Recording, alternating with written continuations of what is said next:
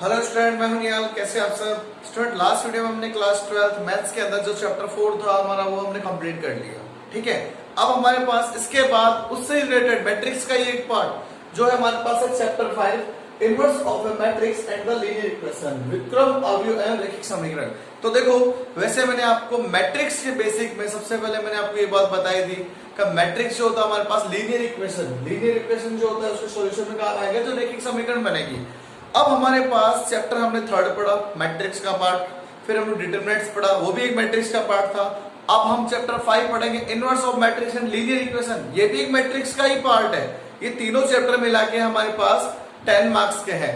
Third, fourth and fifth तीनों chapter मिला के हमारे पास आरबीसी बोर्ड के अंदर ये 10 मार्क्स के चैप्टर है, जिसके अंदर किसी एक्सरसाइज में से भी कोई भी क्वेश्चन 1 मार्क्स का, 3 मार्क्स का, 3 मार्क्स का या 2 मार्क्स का कैसे भी बन के एग्जाम में आ सकता है।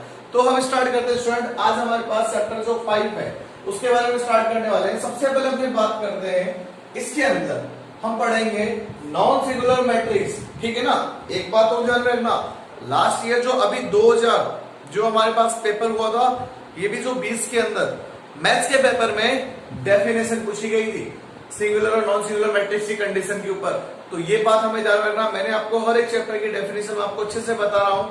क्या पता एग्जाम में डेफिनेशन आ जाए, तो हमें डेफिनेशन आनी चाहिए। Clear?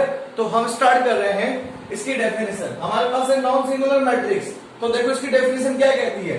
A square of a matrix A is said to be a non singular matrix if determinants A not equal to 0।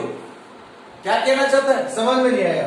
ये बोलता है कोई भी एक स्क्वायर मैट्रिक्स है, हमने ले ली, उसको अगर मैं डिटरमिनेंट की फॉर्म में लिखता हूं, इस डिटरमिनेंट की फॉर्म में लिखता हूं और उसको एक्सपेंड करने पर उसका आंसर नॉट इक्वल टू 0 हो जाता है, तो वो मेरे पास नॉन सिंगुलर मैट्रिक्स बनाता है। मेरी बात समझ में आई? वापस बोलता हूं, a square of a matrix A is said to be है non singular matrix if determinant A not equal to 0। कहने का मींस एक कोई भी स्क्वायर मैट्रिक्स ले लो आप, ले ली हमने।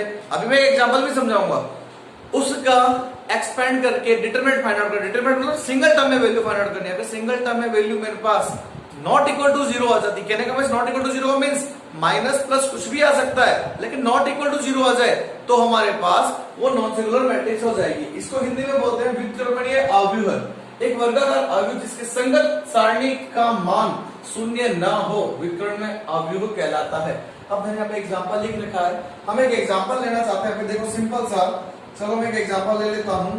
जिससे मान लो मैंने ए मैट्रिक्स लिया, एक एग्जांपल मैंने ले लिया 3 7 2 और 5।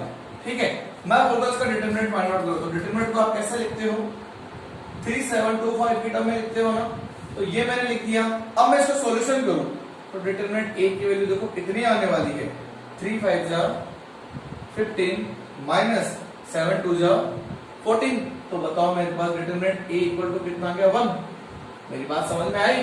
तो कहने का मैं कह सकता हूं डिटरमिनेंट ए जो है वो नॉट इक्वल टू 0 है। डिटरमिनेंट ए जो है मेरे पास वो नॉट इक्वल टू 0 है। इसका मींस मेरे पास ये कौन सा हो जाएगा, अवयव है, व्युत्क्रमणीय अवयव हो जाएगा। एक और है मेरे पास अव्युत्क्रमणीय अवयव भी होगा, नॉन सिंगुलर सिंगुलर भी होगा। तो हमने पहले सिंगुलर के बारे में पढ़ा, व्युत्क्रमणीय अवयव के बारे में पढ़ा। अब हम पढ़ेंगे इसी का नेक्स्ट पार्ट। हिंदी मीडियम आप भी ध्यान दे, एक वर्गाकार अवयव है। देखो मैंने एक एग्जांपल दे दिया, एक स्क्वायर मैट्रिक्स का डिटरमिनेंट फाइंड आउट करो, चेक करो डिटरमिनेंट की वैल्यू। अगर मेरे पास कुछ भी आ सकती है, माइनस प्लस कुछ भी एक्स वाई जेड कुछ भी आ सकती है, लेकिन नॉट इक्वल टू 0 होना चाहिए। नॉट इक्वल टू 0 है तो वो मेरे पास नॉन सिंगुलर मैट्रिक्स है, जिसको अपने व्युत्क्रमणीय अवयव कहते हैं, वो होगा, वरना नहीं होगा। क्लियर? तो अब हम इसकी नेक्स्ट डेफिनेशन देखते हैं। तो स्टूडेंट अब हम बात करते हैं singular matrix. A square matrix A is said to be है singular matrix if determinant A equal to 0। अव्युत्क्रमणीय अवयव, एक वर्गाकार अवयव जिसके संगत सारणी का मान शून्य हो, अव्युत्क्रमणीय अवयव कहलाता है। जैसे उसके अंदर क्या था, नॉट इक्वल टू 0, इसमें इक्वल टू 0 होगा। क्लियर? अब इतनी ज्यादा इसमें है नहीं, क्यों समझने वाली बात एक एग्जांपल के अकॉर्डिंग अपने समझते हैं। जैसे एग्जांपल मैंने ले लिया 1 2 3 एंड 6। ठीक है, मैं बोलता हूं ये एक मैट्रिक्स है। अगर मैं इसका डिटरमिनेंट फाइंड आउट करूं तो उसको क्या लिखूंगा, 1 2 3 एंड 6।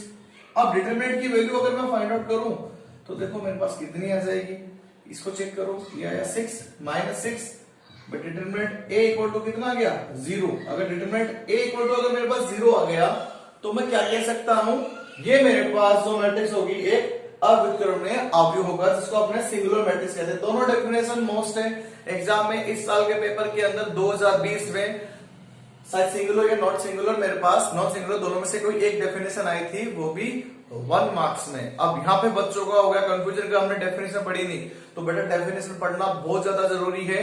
आप डेफिनेशन पढ़ के ही जाओगे, विदाउट डेफिनेशन पढ़ के मत जाना। मैथ्स के अंदर ऐसा पहली बार हुआ है कि मैथ्स के अंदर थ्योरी के अंदर डेफिनेशन पूछी गई है। क्लियर? तो ये बात ध्यान रखना। तो ये मैंने आपको दोनों डेफिनेशन साथ में एग्जाम्पल भी समझा दिया है। अब हम देखते हैं हमारे पास जो नेक्स्ट है adjoint of a matrix. Clear student? अभी हमने सिंगुलर और नॉन सिंगुलर मैट्रिक्स के बारे में पढ़ लिया। अब हम पढ़ते हैं adjoint of a matrix, square matrix, वर्ग अवयव का सहखंडज अवयव। देखो इसकी डेफिनेशन ध्यान में रखनी है बस। होता क्या, वैसे तो एग्जांपल से हमें समझ में आएगा, डेफिनेशन तो देखो फिर रट्टा मारने में दिक्कत हो जाएगी। एग्जांपल माइंड में सेट करना, उस एग्जांपल के अकॉर्डिंग आप इसकी डेफिनेशन आराम से बना सकते हो। तो देखो क्या है definition, the adjoint of A square matrix ए, एक मैट्रिक्स है जिसके एलिमेंट ये देखें ए आई जे, जिसको हमने स्क्वायर मैट्रिक्स बोला है m into n के अंदर, is defined as the transpose of the matrix F I J. F I J means cofactor की बात कर रहा है। F I J, F I जे याद करो, हमने कोफैक्टर पढ़ा था डिटरमिनेंट्स के अंदर, where F I J is the cofactor of element A I J. A adjoint of a matrix is A, is denoted by adjoint A. ये वाला word है ना, हम एडजॉइंट को कैसे शो कर डालें, मेरे को डेफिनेशन समझ में नहीं आई तो मैं एक बार एग्जांपल के अकॉर्डिंग ऐसे बता देता हूं। मान लो मेरे पास कोई एक स्क्वायर मैट्रिक्स है, ठीक है ना। चलो एक काम करता हूं, मैं हिंदी मीडियम की डेफिनेशन पढ़ के दोनों को एक साथ ही एग्जांपल में समझाता हूं। हिंदी मीडियम का डेफिनेशन पढ़ देते फिर मैं कंबाइंड समझा दूंगा। यदि किसी वर्ग अवयव का a इक्वल में आई जे, ये एक मैट्रिक्स शो कर रहा है जिसका एक वर्ग अवयव है कि सारणी डिटरमिनेंट a के अवयव ए आई जे का सहखंडज एफ आई जे हो, तो वर्ग अवयव एफ आई जे का परिवर्ण अवयव को a का सहखंडज अवयव कहते हैं तथा इसे एडजॉइंट ऐसे व्यक्त करते हैं। यहां पे भी देखो एक बात लिखी हुई है, the transpose of the matrix. Transpose of the matrix किसका, कोफैक्टर ऑफ मैट्रिक्स का, उसका ट्रांसपोज जो होगा वो मेरे पास एडजॉइंट एक लाएगा। अब मैं एक एग्जांपल के अकॉर्डिंग आपको एक बात समझाना चाहूंगा। मान लो मेरे पास कोई एक मैट्रिक्स ए है, ध्यान से समझना, एक मैट्रिक्स है कोई भी लेते हैं सिंपल सी, ठीक है। एक स्क्वायर मैट्रिक्स दे रखी है, स्क्वायर मैट्रिक्स ही होगी और इसमें रेक्टेंगुलर मैट्रिक्स नहीं होगी, मतलब 2 into 2 जिसका ऑर्डर रो और कॉलम इक्वल हो। एक स्क्वायर मैट्रिक्स है, स्क्वायर मैट्रिक्स की अगर मैं बात करूं तो उसके जो एलिमेंट मेरे पास है, 4 एलिमेंट मान लो या 2 3 या 9 मान लो, जितने भी है, उस हर एक एलिमेंट का हम कोफैक्टर फाइंड आउट करते हैं। अगर उस हर एक एलिमेंट का कोफैक्टर आ जाए, कोफैक्टर से जो हमारे पास एक मैट्रिक्स बना दे, हम उसके एलिमेंट की कोफैक्टर की मैट्रिक्स बना दे और उसका जो ट्रांसपोज कर दे, वो मेरे पास एडजॉइंट ऑफ मैट्रिक्स कहलाता है। अब समझो कैसे बात करते हैं। देखो एक एग्जांपल मैं ले रहा हूं, एग्जांपल के अकॉर्डिंग आप समझना, मैं 3/3 और 2/2 दोनों में ले लूंगा। तो देखो जैसे मान लो पहले मैं 2/2 में एग्जांपल लेता हूं, कहना क्या चाहता है ये। अब डेफिनेशन मैंने आपको बता दी है, तो डेफिनेशन एक बार वीडियो को पॉज करके आप वापस देखना और फिर एग्जांपल के साथ समझना। मान लो मैट्रिक्स मेरे पास ये है, इसको ले लिया मैंने 1 1 1 2 2 1 एंड 2 2, इसका ऑर्डर 2 into 2 है। मैं कहता हूं हर एक एलिमेंट का लेट कर लेते हैं, हर एक एलिमेंट का कोफैक्टर क्या होगा भाई। मेरे पास 1 1 की बात करते हैं, तो भाई 1 1 का कोफैक्टर क्या होगा। तो अगर मैं ऐसा लिखना चाहूं, लिखूं क्या, cofactor is 1 1, cofactor is a11, कितना होगा मेरे पास कोफैक्टर क्या होना चाहिए भाई, हर एक की जगह f11 हो जाएगा, 1 2 को f12 से शो कर देते हैं। मेरे पास 2 1 जो आ रहा है, इसको मैंने 2 1 से शो कर दिया और 2 2 को मैंने f22 से शो कर दिया। कहने का मतलब मैंने ले लिया, इसका कोफैक्टर ये, इसका कोफैक्टर ये, इसका कोफैक्टर ये, इसका कोफैक्टर ये। मेरे पास एक मैट्रिक्स और आ गई, इस मैट्रिक्स को मैं एक नाम दे देता हूं, मानो बी मैट्रिक्स नाम दे दिया मैंने इस मैट्रिक्स को। किसको, कोफैक्टर वाले मैट्रिक्स को लिखते हैं। यहाँ पे एक लाइन और लिख देता हूं, cofactor of matrix, cofactor of matrix, Hindi में भी लिख देता हूं मेरे पास सहखंडज, सहखंडज, ठीक है ना। ये सहखंडज लिए मैंने, अब यहां पे लिख देते हैं सहखंडज का अवयव, सहखंडज का अवयव ठीक है ना, सेकंड का एक अवयव बनाना चाहता हूं मैं, उस अवयव को मैंने नाम दे दिया बी, नाम दे दिया सपोज, किसका, जिससे अब सेकंड की एक मैट्रिक्स बनेगी ना, उसको मैंने नाम दे दिया। भाई हर एक एलिमेंट की जगह मान लो इसका कोफैक्टर मेरे पास ये आया था, 1 2 का मेरे पास ये आया था, इसका मेरे पास ये आया था, और इसका मेरे पास ये आया था। ऑर्डर वापस वो का वही है। अभी कहता है अगर अभी आप इसका एक ट्रांसपोज कर दो, किसका, इस मैट्रिक्स का ट्रांसपोज करें, ट्रांसपोज क्या आएगा, ये आने वाला है ना। अगर मेरे पास ट्रांसपोज ये आ गया, रो को मैंने कॉलम बना दिया, तो ट्रांसपोज मेरे पास ये बन गया। ये जो ट्रांसपोज आया है ना, इस बी ट्रांसपोज को मैं क्या कह सकता हूं, बी ट्रांसपोज को मैं क्या कह सकता हूं, adjoint of a matrix, adjoint A matrix. मेरी बात समझ में आई होगी या नहीं आई होगी। देखो हमारे पास डेफिनेशन में इसने ये बात बोली थी, हमें क्या करना, वापस बता रहा हूं, वापस हम 3x3 का एग्जांपल और लूंगा। एक मैट्रिक्स के कोफैक्टर ये आए थे, इसका ये आया, इसका ये आया, इसका ये आया, इसका ये आया। एक एग्जांपल और ले लूंगा मैं भी, एक नंबरिंग के अकॉर्डिंग, ठीक है। ये मेरे पास आ गए।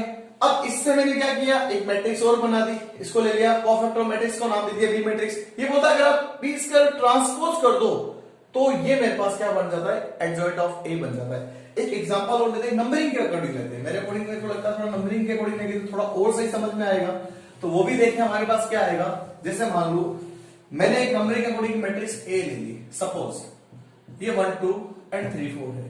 कोफैक्टर का फॉर्मूला क्या पढ़ा था हमने, ये पढ़ा था ना, ये -1 की power i plus J into minor, पढ़ा था ना MIJ, यही तो पढ़ा था हमने। अब बात करते हैं, अगर मैं इसका कोफैक्टर निकालूं, कोफैक्टर क्या आएगा 1 1 भी तो बोलते हैं, इसका कोफैक्टर 1 1 कितना आएगा, -1 की पावर 1 प्लस 1, इसको छोड़ दिया, इसको छोड़ दिया, कितना आएगा 4, कितना आ जाएगा 4। अब बात करता हूं मैं किसका, इसका कोफैक्टर, तो बताओ मेरे पास कितना आएगा, -1 की पावर 1 प्लस 2 इनटू इसको छोड़ दिया, कितना हो गया 3, माइनस की पावर है 3 तो -3 हो जाएगा। अब मेरे पास यहाँ पे कितना आया 2 1 आ गया, इसकी बारे में बात कर रहा हूं मैं, तो भी इसके लिए -1 की पावर 2 प्लस 1 इनटू इसको छोड़ दिया, यहाँ पे 2 आएगा, -2 हो गया। और इसके लिए बात कर रहे थे 2 2 की बात कर रहे, तो देखो इसके लिए बात कर रहा हूं -1 की पावर 2 प्लस 2 इनटू में, देखो अगर इसके लिए बात कर रहे थे, इसको छोड़ देंगे, ये 1 हो गया, और इसकी पावर मेरे पास गिवन है, अगेन वापस 1 ही आ जाएगा।